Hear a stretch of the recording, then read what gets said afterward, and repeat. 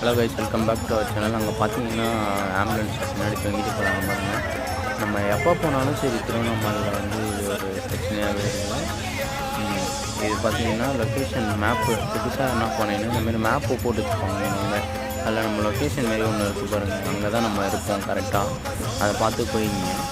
அது ஃபஸ்ட்டு என்ன பண்ணுவாங்கன்னா, ஆம்புலன்ஸுக்கு வந்து யாருன்னா ஒரு மூச்சு திணறுது, யாருன்னா ஒரு எமர்ஜென்சினால ஆம்புலன்ஸ் எடுப்பாங்களே, அதில் சைலண்ட் போட்டு வருவாங்க.